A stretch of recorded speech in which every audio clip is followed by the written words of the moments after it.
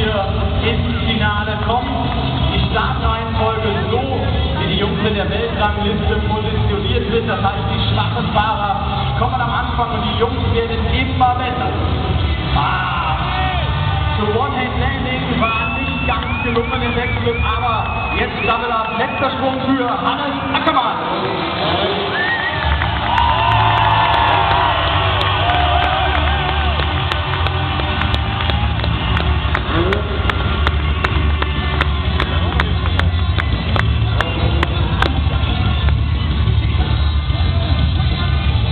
Doppelte Punktzahl für Hannes. Mal schauen, was er hier als letzten Sprung packt.